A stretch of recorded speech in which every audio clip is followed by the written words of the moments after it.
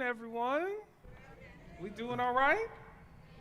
Good, good. So we are going to speak with Sidney Keys III, like it was stated before. He has this awesome book club and business called Books and Bros, and we're going to learn more about kind of his journey and how he even began that program, why literacy really ignited a passion and a fire to him to spread that, throughout everything else. And so I hope you all are in for a treat. You all are in for a treat?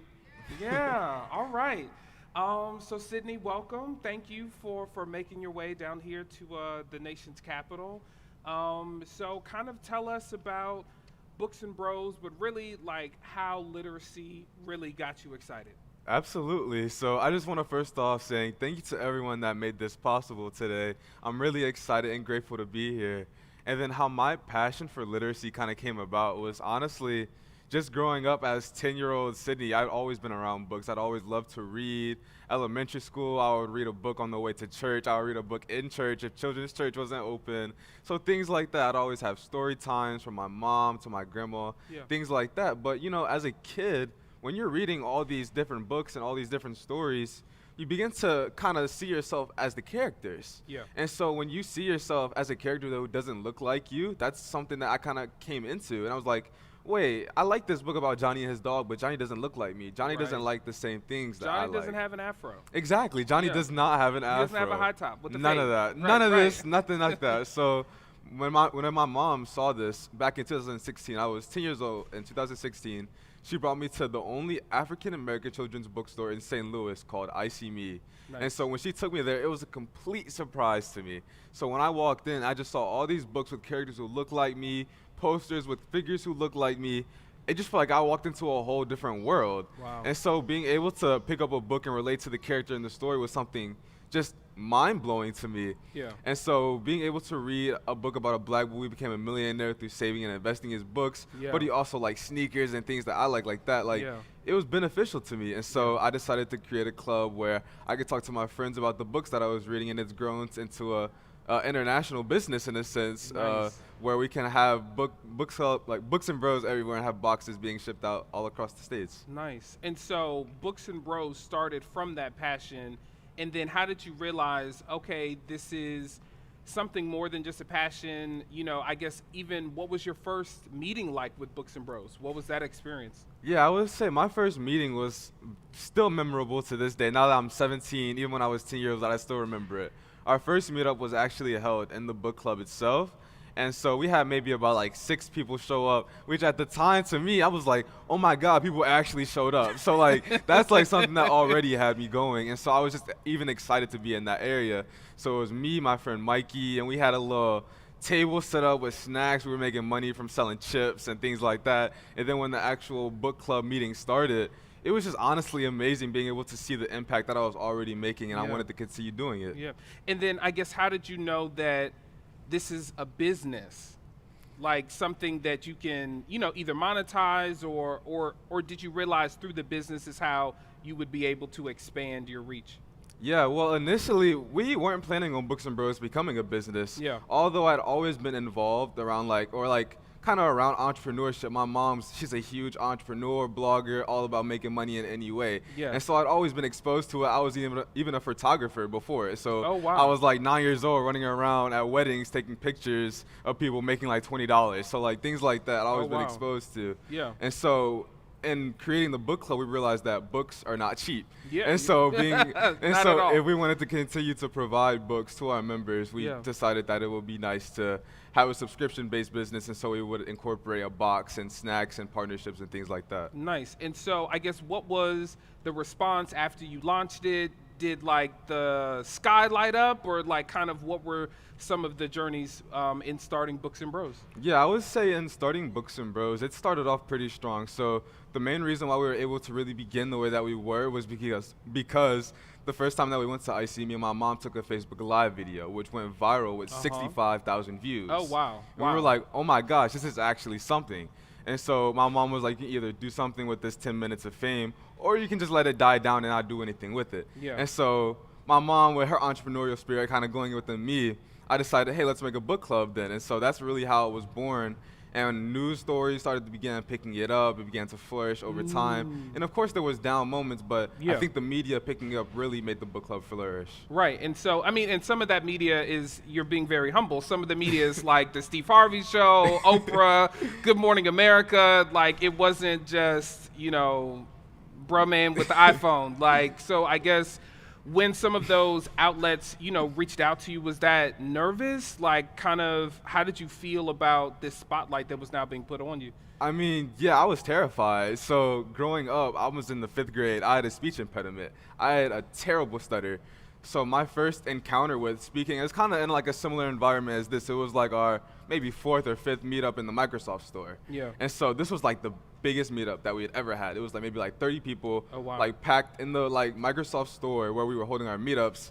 And there was a news company there. And so they were doing like an anchor story on me, things like that. Nice. And I had never spoken in front of a big crowd like that before. Yeah. And so I was like 11 years old. My uncle comes up to me, he gives me this pep talk. Sydney, you can do this. We got this. This is your club. Like, you got to Yeah. hold it down. Yeah. And so that was like my first real experience with public speaking. And I mean, I've grown since then to become more natural with it, of course, but Yeah. every time I'm on something, it always feels surreal during the moment, but after, it's always enjoyable to look back onto. Yeah, for sure. And I guess in creating the book, and then how, I guess, do you select which book will be? Because is it one book a month? Is like, how many books will normally be a part of your monthly reading? Yeah, so it's normally one book a month that is included in the membership. So I guess I can say what's in the box. So each month you'll probably get a box about like maybe like as wide as my lap, maybe like this tall.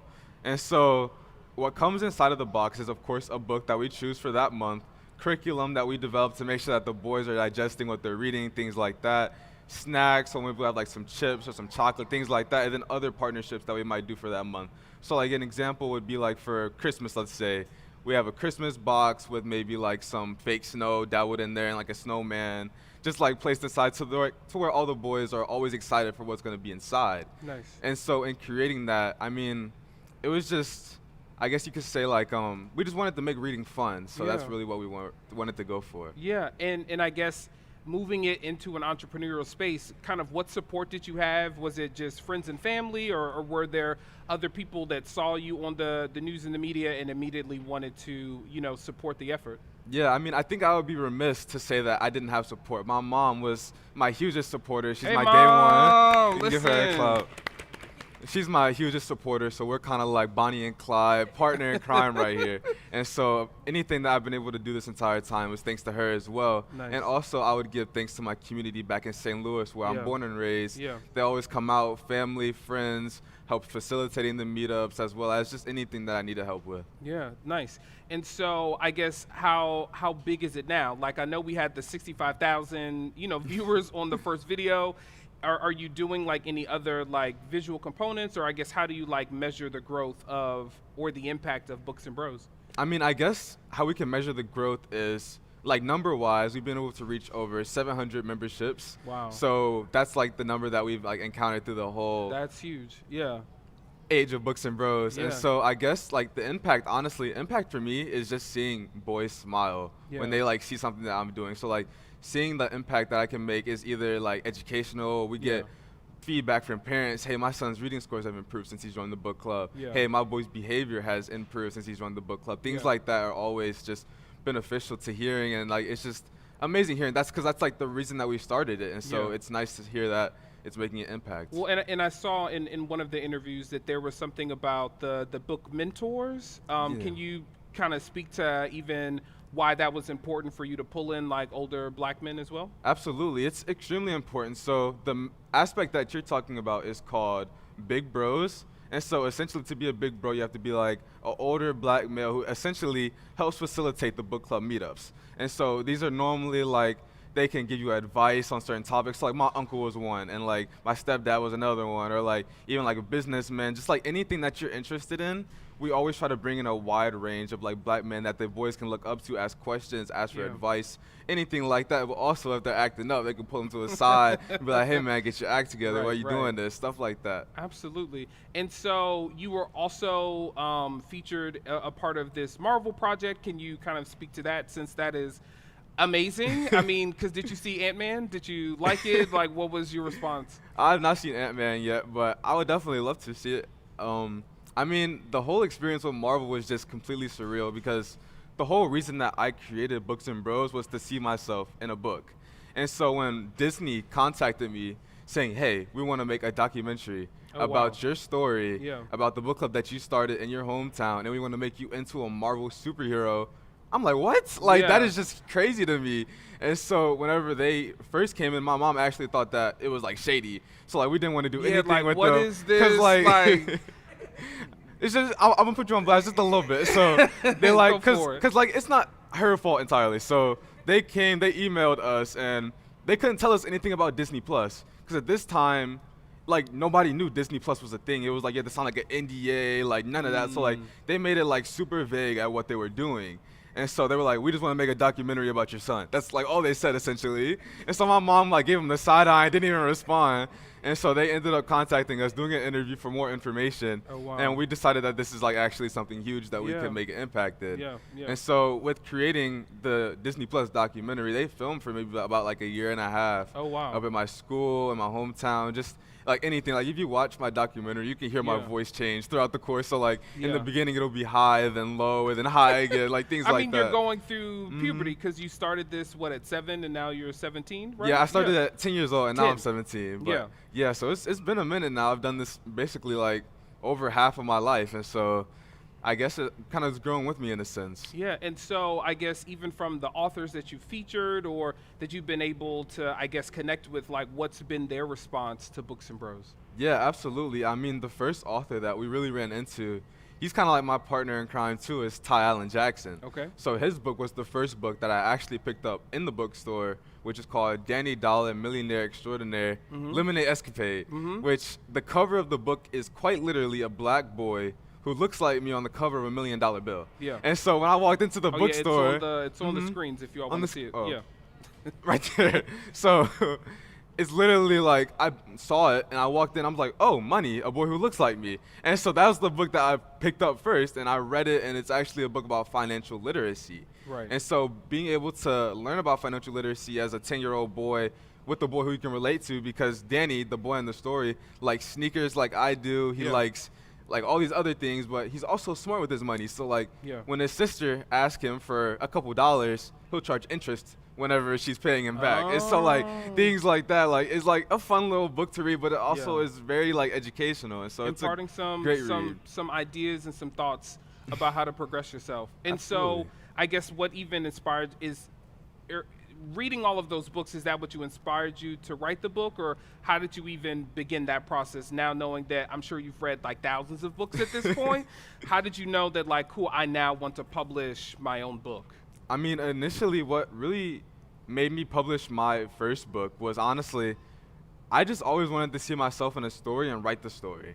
And so in publishing Books and Bros, I was able to tell my journey through the books that we've read. Yeah. And that's something that's extremely important to me because it's also beneficial to parents, students, teachers, anyone that wants to find books for African, like American literacy where boys can find themselves represented inside of. Yeah. Because like, I'm not sure of the exact number, I can give an estimate, but like African literacy only makes up 2% of all literacy. Wow. And so finding like such a minority like in literature and having a book that compiles that into one little Yeah. like I guess like pot essentially Yeah, yeah. is extremely important, and it's a very useful resource. Yeah, yeah. And so I guess how many books, because in this Books and Bros, there's 44 inspiring books for black boys.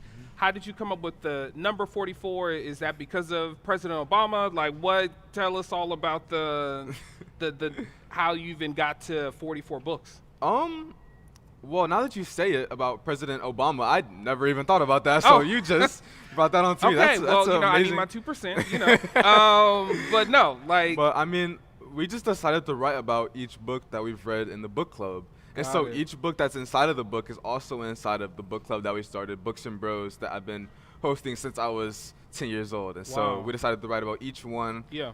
I guess a review of each one and how we liked it and things like that. Yeah, and so it's almost like an almanac or an encyclopedia because you have it broken down by category and whatnot. Can you speak to some of the categories that are in the book? Absolutely. I can elaborate on that. So the book is broken down into multiple chapters that are based on the genre of the book. So like one chapter is like graphic novels, superheroes, comics, things like that. And then there's also like a family and community chapter where it goes through books that are like family oriented. Your mom can read it too. You guys can do the activities in the book together, things like that. And so like there's a bunch of different chapters in the book where it goes on based on category for books that you guys can look at. Nice. And I know that there's 5 books that we're going to talk about today. You already spoke about the Millionaire book, but what's the next book that really inspired you that you wanted to bring, kind of forward to everyone today? Yeah, I would absolutely love to talk about Long Way Down by Jason Reynolds. That's personally one of my favorite books, and it's essentially about, it's a little bit of a mature read, but it's essentially about a boy who battles with losing his older brother due to street violence and the emotions that he's feeling. And so the book is actually written in stanzas, so like kind of like poetry. It's not actually like poems, but the way that Jason Reynolds organizes the words on the page tells a story in itself. And so it's essentially about a boy who is going down an elevator, meeting different people throughout his story on each elevator floor that like have something to do with like his brother's passing and like giving him advice, mentorship, things like that. And so he gets all the way down to the lowest level where he actually sees his older brother, which he passed away. So like he like meets him and essentially it's like a ghost or something like that. Wow. So I don't want to spoil it too much, but it's definitely a really good read that you should look into. But and you said it was about grief. Was there a particular moment that I think made that book resonate with you that much? I mean, I genuinely enjoyed the way that Jason Reynolds wrote it because it's just so, like, it just taps into, like, emotionally, especially with the stanzas and how they're aligned through each page, that it affects you to think about it in a completely different way. Like, you can't just read over a line and then just ignore it. Yeah. And so being able to do that and break it down is really important. Yeah, nice. Okay, and then talk about Liberation Summer. Yeah, so Liberation Summer is also a book that I read in the book club, which I enjoyed a lot personally. So it goes through a black boy who actually, he's like working a summer job to gain money. And so in working the summer job, he works at this chicken restaurant. And so in like selling chicken to like people who like come out and like buy it and stuff, he learns more and more about the process that goes behind the food industry and how animals are mistreated and things like that. And so in doing that, he decides to lead a bunch of protests with his friends against his former job, which he quit. And so like initially he did all this just so he could get a pair of sneakers as well. And then he learned about how his Jordans are made of leather and how the cows are mistreated, and it just goes like really far in depth about like teaching you about the mistreatment? Yeah, the mistreatment of animals in the industry and how we can combat that. Wow. And I know you had talked about like obviously being in St. Louis and being, there for like Ferguson and Black Lives Matter and all that stuff. Are there other causes like that you are a part of, or you hope that your Books and Bros helps reach or helps illuminate? I mean, I absolutely want to eliminate like book deserts. So that's a big thing that's in the U.S. currently. There's cities that have no books at all, or even like a handful of books. So being able to impact those communities is something that's a huge desire of mine. Yeah, nice. Okay, and then one of the other books is the March book series by John Lewis. Let's talk about that. Absolutely. So the March series by John Lewis is honestly one of my favorite graphic novel series that I've ever read, just simply because of the fact that John Lewis is writing a graphic novel about his story with the march alongside Dr. King and the NAACP and things like that, just where you can learn about it, but not from an intense point of view to where a kid can still like completely understand what was going on, understand the significance of figures like John Lewis and Martin Luther King. And it puts it into a graphic novel to where they can read and understand and interpret everything that's going on and be able to digest that. Yeah, and I know that even one of the books, it's not mentioned on here, it's Scraps. Scraps of Time. Yeah, and so, because they talk about like different, there was one about like the Negro Baseball League that and whatnot, and I know that one is in the book as well, and so how did you select like which book? Because again, I know you said it's ones that you all have read, but I'm sure you all have read like hundreds of books. So how did we get down to this one particular number?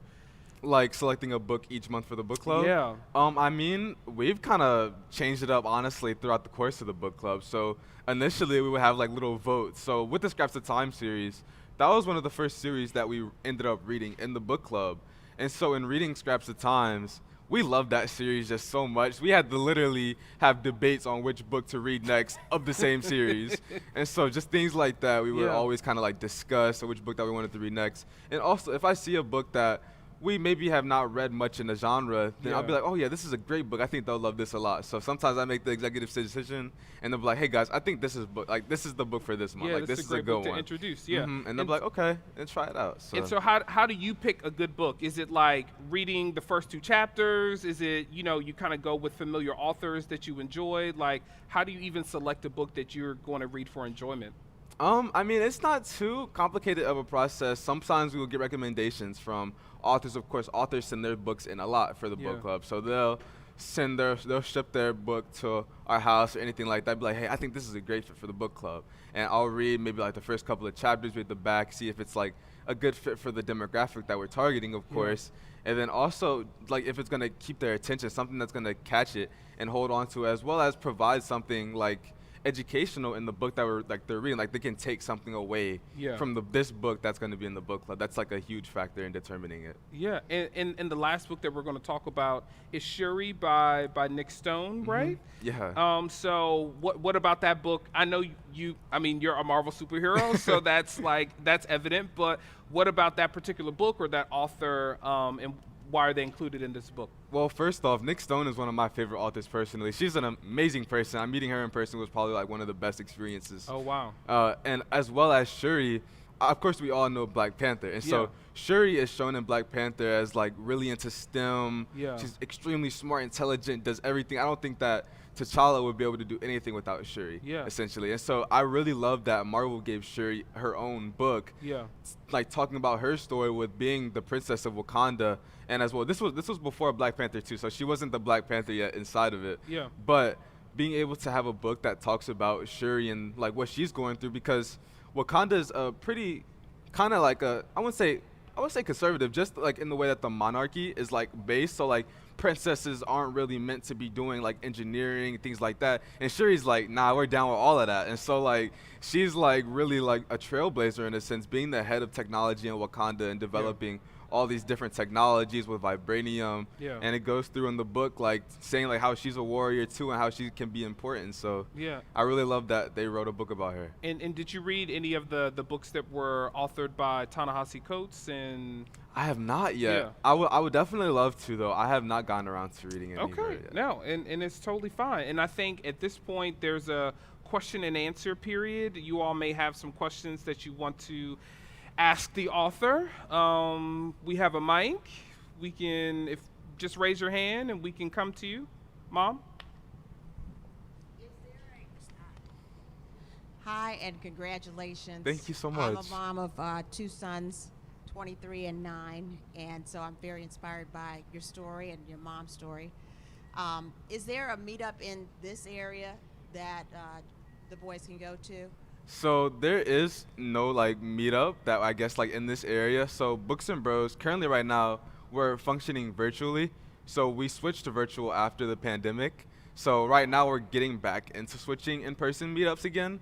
But once we begin to get I guess our chapter in Atlanta up and running again, I'm very interested in establishing chapters throughout the states. So being able to make a Books and Bros DC is something that's definitely on the map. So Yeah. keep a lookout. Any other questions? Yep, over here.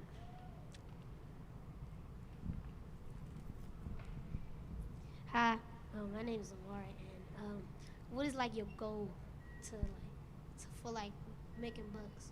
What's like my goal? Honestly, my goal for making books, I mean, I just want to be able to tell my story. So being able to tell my story to people like you and be able to like inspire kids that there's more than just one option. And so being able to like showcase that is really important to me. And honestly, it's just my passion to write. And so I guess that's my goal, to just follow my passion.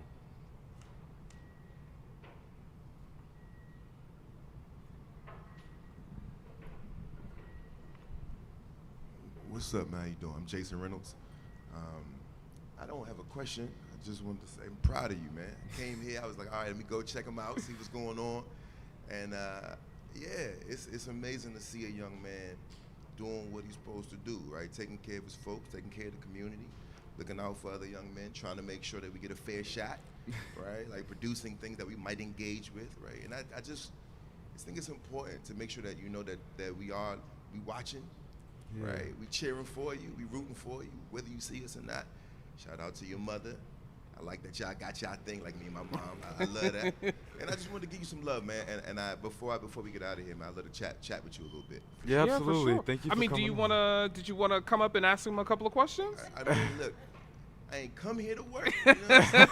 Saturday. But I will, you know what, I will, if there are no more questions, we'll do that. And then if there, you know, I'll come up and holler at him for a second for sure. Absolutely. And thank you so much for coming. So Jason is one of the books that he's highlighted. It's a long way down. So thank you so much, Jason, for coming. We really do appreciate that.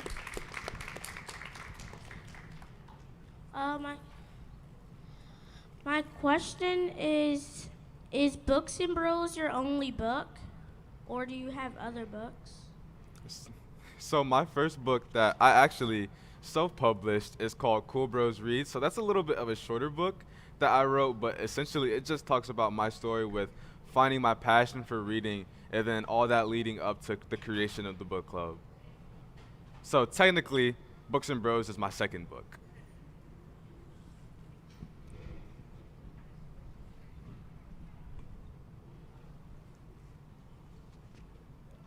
I just want to echo this, brother. It was so great to hear your story.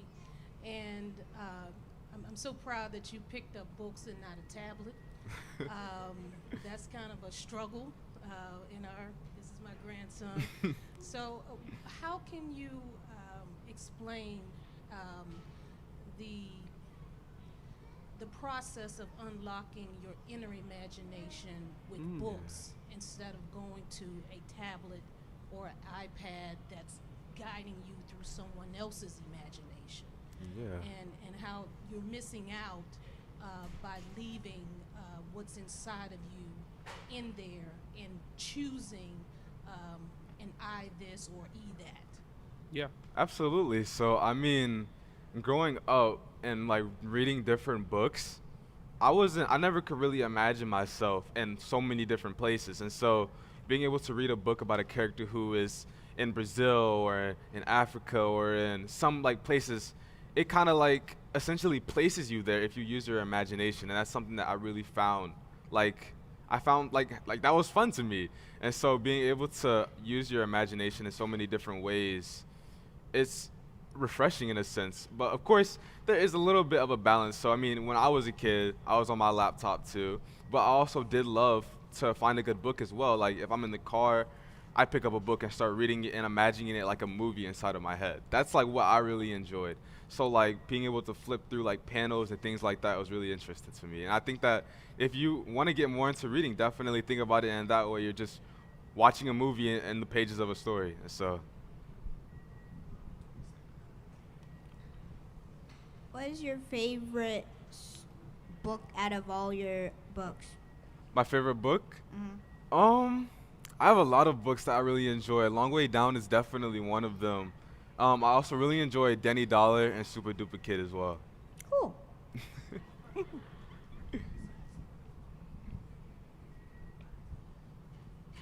Who was your inspiration to start writing books?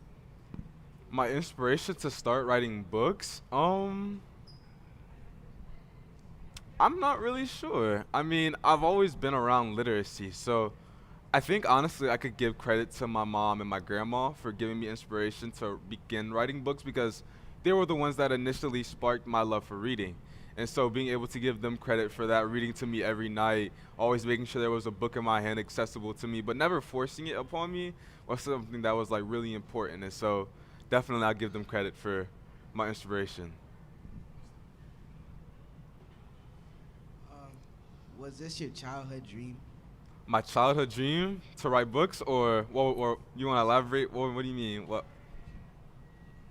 Like, when you were a child, did you want to do this? Like when you were like 5?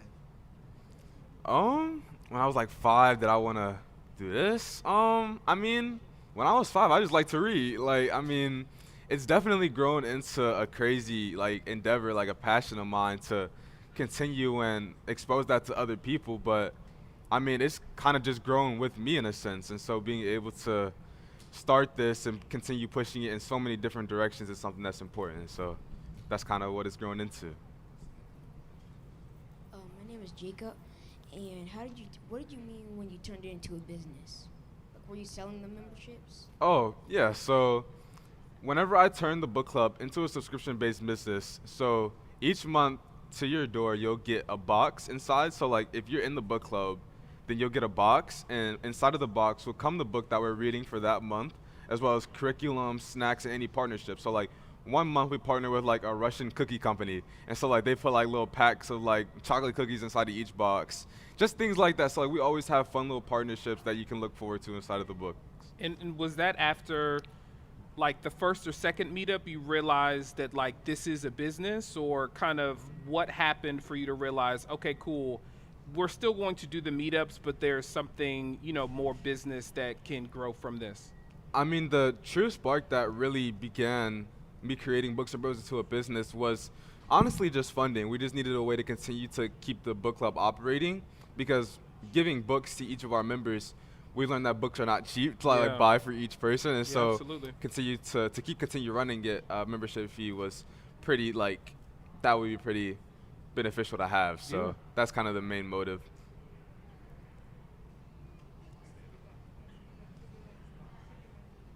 How many books have you made? How many books have I read? Made. Oh, made? Oh, only 2.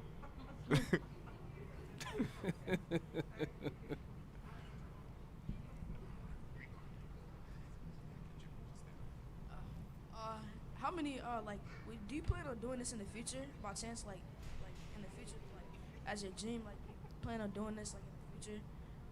Yeah, I mean, I want to continue to write. So writing is a passion of mine. So if that means continue to write more books, then definitely I'm going to continue Books and Bros. I mean, people like you are going to be the ones leading it one day. So I'm going to continue the chapters and absolutely pushing the books and everything like that.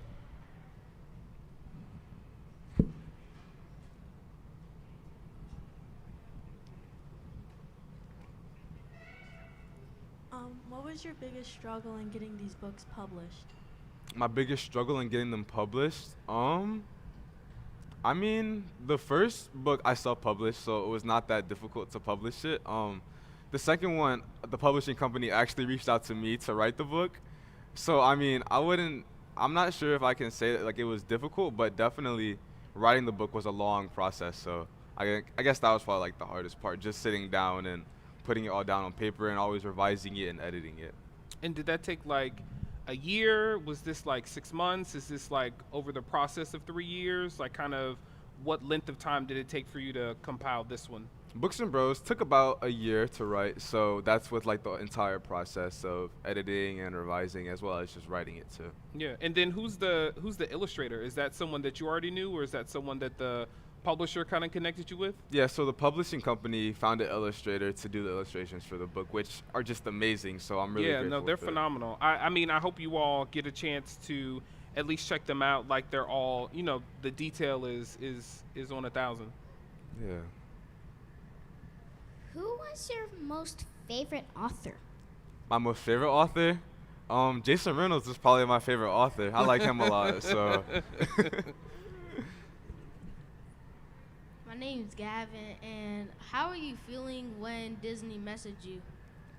I mean, just learning about that you're gonna be a superhero. Like what would you do if like Disney came up to you and was like, hey, we're gonna write a comic book about you? Like, would you be like crazy happy, or like what would you do? Probably more than happy. Yeah, I would say I was like more than happy too. So I was definitely excited for like the whole process of filming it and showcasing everything that I'm doing, and as well as they decked me out. So I had a little Marvel jacket and stuff. So it was a crazy experience. It was really fun.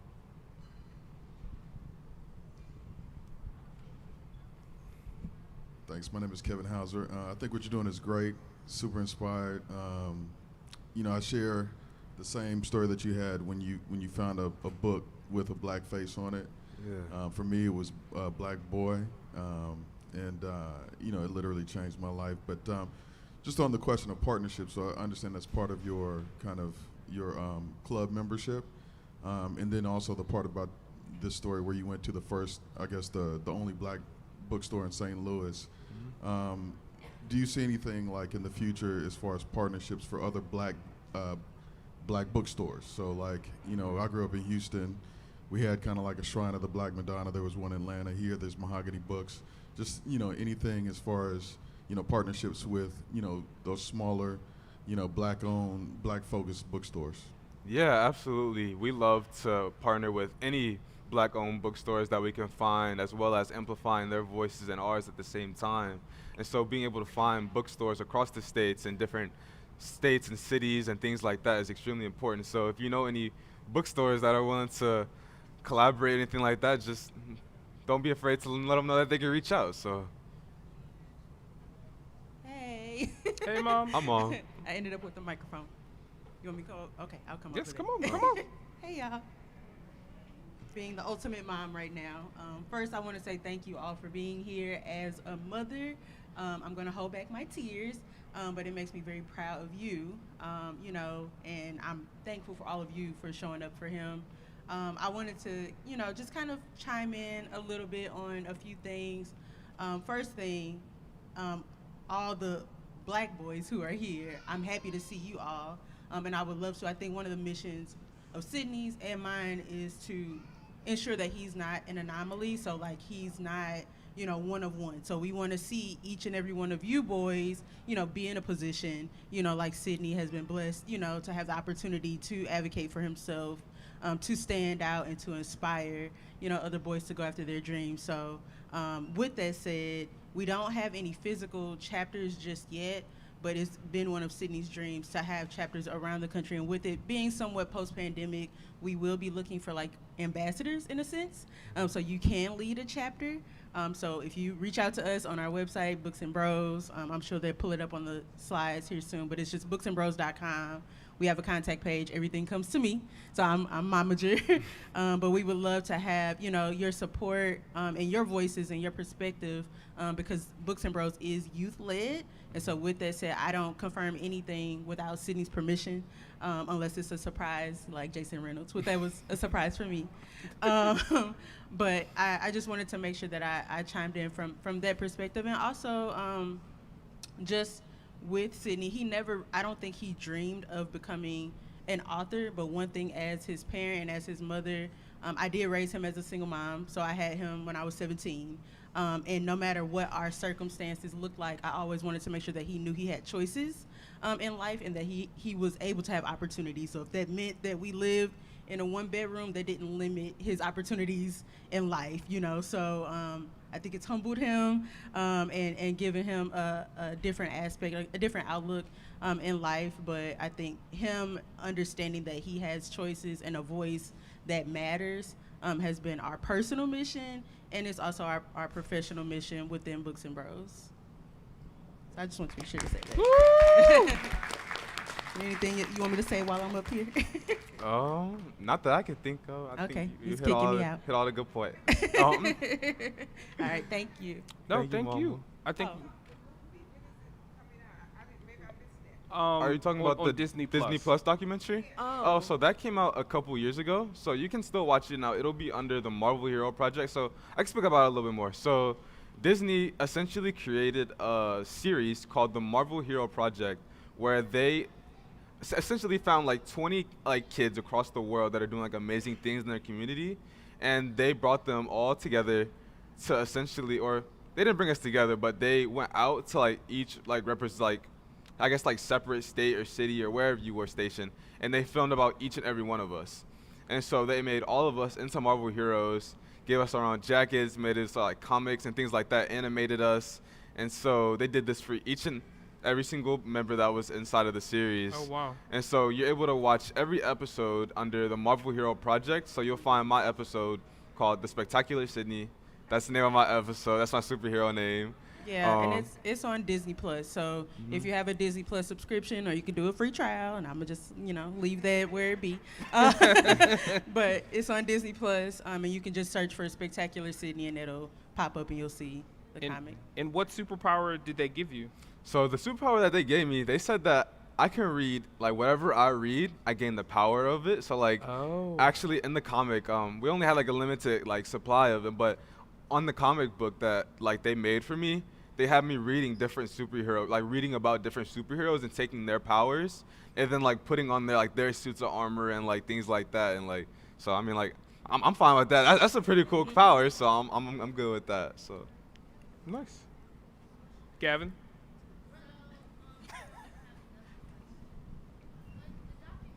Oh, well, let's wait for you to get the mic. When the documentary was coming out, did it feel awkward being on camera 24/7? I would say I would be lying if I said no at times, but the producers really made it, like, amazing and, like, very comfortable to, like, be recorded. So when they came to my school, I was in, like, middle school, so I had, like, this huge camera being, like, followed behind me, like, walking through the halls, and, like, all my friends are, like, all hype, like, jumping and, like, all walking around me like a little congregation of, like, little black boys, like, walking through the halls. And so, like, it had its moments where it was definitely fun and, like, a really cool experience. And I think that the producers really made it, like, into a way to where it wouldn't be, like, awkward or anything like that. And I'll say too, like, I think if you all can gauge, Sydney likes to be pretty behind, like, below the radar, so he doesn't walk around and say, I have this going on and I'm doing that. So there was, like, no problem with him, like, not, disclosing the information publicly. But he never, when he went to this middle school, Books and Bros had already started, like, the book club had started. He had already been on, shows like the Steve Harvey show, and, like, he had a really big reach. But when he attended this school, he never talked about it. So when the producers showed up to follow him around school with cameras, of course his friends are like, wait a minute, like, what's going on? Like, why they want to follow you? And then when he started showcasing more of his abilities and his work, it inspired, I think, his friends too, to say, like, okay, I need to straighten up and get my act together. I mean, do something that makes a difference. So, yeah. Nice. We have a question? Yeah. Hi, Sydney. Hi. As one of your internet aunties, I wanted to tell you how proud of you I am.